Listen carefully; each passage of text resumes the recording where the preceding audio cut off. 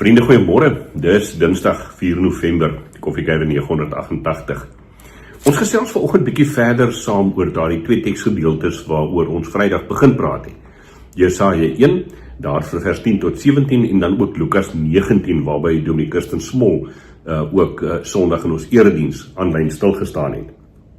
Nou, Jesaja, sal jy mos nou onthou, is daar die baie harde oordeelswoorde wat Jesaja namens die Here oor die volk uitspreek. Sodoms leiers, Gomorras volk, dit herinner aan mense wat met afskuwelike goed besig is, wat God glad nie aanstaan nie. En dan as jy die Jesaja teks deurlees, dan sien jy dat die Here vir hulle sê, julle doen al die regte godsdienstige handelinge, die bring van offers, die gebede, die kop kom na die tempel toe, al die regte offergawes en godsdienstige blokkies word afgemerk. Maar God sê dan vir die volk, hy het geen behaag daarin nie. Hy stel glad nie daarin belang nie. Want wat by hulle ontbreek, is harte wat getuig van verhouding met God, en dat hulle dan ook nie laat reggeskied in die lewe nie, veral dan teenoor die weeskinders en die weduwees, sê Jesaja vir ons daar in hoofstuk 1 vers 17. Daarteenoor het ons Sondag ook gesien, as mens gaan kyk na die verhaal van Lukas 19, die verhaal wat Lukas vir ons vertel rondom die interaksie, die ontmoeting tussen Jesus en Saggeus, dan sien jy 'n ander prentjie daarvan. Saggeus is die hooftollenaar. Saggeus is hierdie ou wat vir die ontvanger werk en wat homself verryk ten koste van ander. En ook in die destydse Joodse tradisie en wette was Saggeus onrein geweest omdat hy heeltyd met geld gewerk het, kon hy nie in die tempel kom nie want hy was heeltyd onrein. So Saggeus is nie godsdienstig nie. Saggeus bring nie offers nie, hy gaan nie kerk toe nie, hy doen nie die gebede nie, noem dit maar op. Saggeus is nie godsdienstig nie, maar sê Lukas vir ons, Saggeus het hierdie brandende begeerte om vir Jesus te sien, om watter rede ook al. Hy wil graag vir Jesus sien. En dan vertel Lukas vir ons hierdie verhaal en sê, Saggeus besef toe, wat is die pad waarlangs Jesus gaan beweeg daar in Jericho, en hy hardop en hy doen hierdie verskriklike onwaardige ding vir 'n man van sy rykdom en statuur, dat hy boom klim, in 'n willevye boom opklim, sodat hy vir Jesus kan sien. En dan lees ons, sê Lukas vir ons, dat toe Jesus by die plek kom waar Saggeus is, toe kyk Jesus op en Jesus sien Saggeus raak. En hy sê vir hom, klim af, ek wil by jou tuis kom. Ek wil jou leer ken. Ek wil in 'n verhouding met jou leef. Ag en die res van die verhaal, vriende, is geskiedenis. Ons het Vrydag het ek jou uitgenooi om te sê, kyk 'n bietjie na jou eie lewe. Wat is die motivering?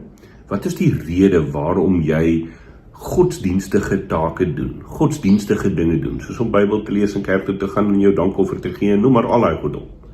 Dis nie verkeerd, daar's niks verkeerd met hierdie goed nie, hoor dit baie mooi. Maar as dit nie saamgaan met 'n hart wat in verhouding met die lewende God leef, en 'n hart wat iets van God se passie vir die mense begin raak sien en dit ook aangryp nie, dan is die res eintlik net vorm godsdiens. Dan help dit ons nie in ons verhouding met God nie. Lukas sluit hierdie gedeelte af in vers 10 en sê, die Seun van die mens het immers gekom om te soek en te red wat verlore is. En dis ons uitnodiging om as gelowiges nie godsdienstig te leef nie, maar vanuit ons persoonlike verhouding met die Here Jesus Christus, wat ons met God die Vader en die Heilige Gees ons toe ook intrek, om vanuit daai persoonlike verhouding te leef. En dan kan ons maar die godsdienstige blokkies ook afwerk.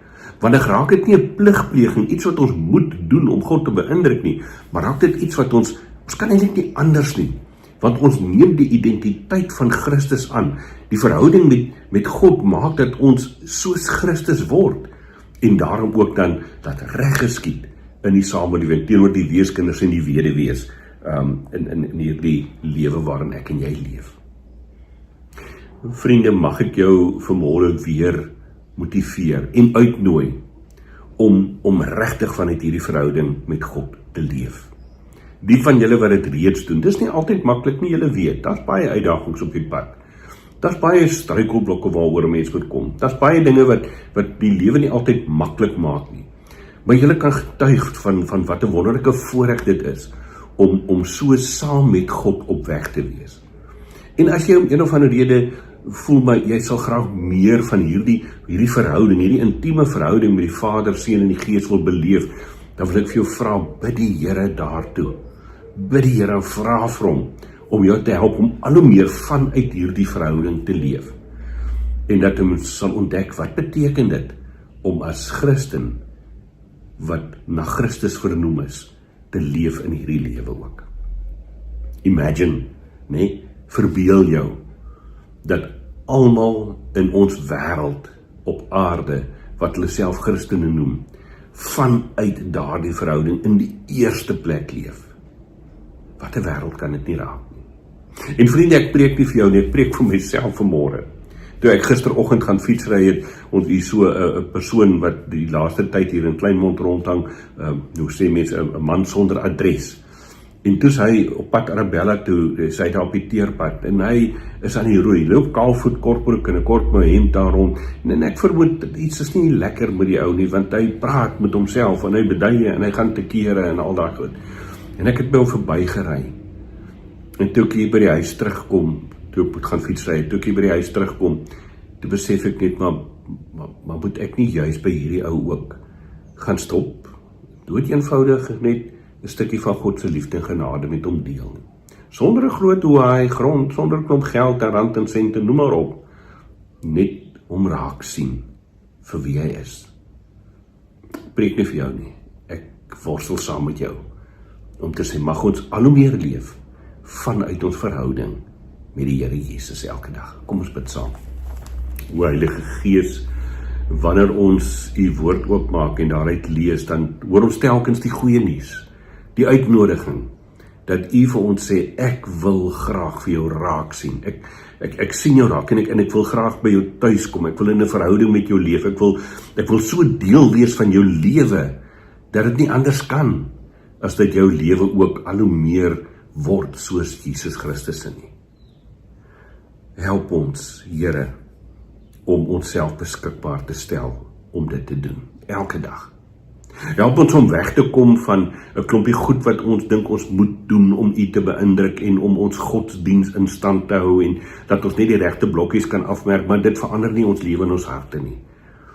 Here, ons bid dit ter wille van u koninkryk, in Jesus se naam. Amen.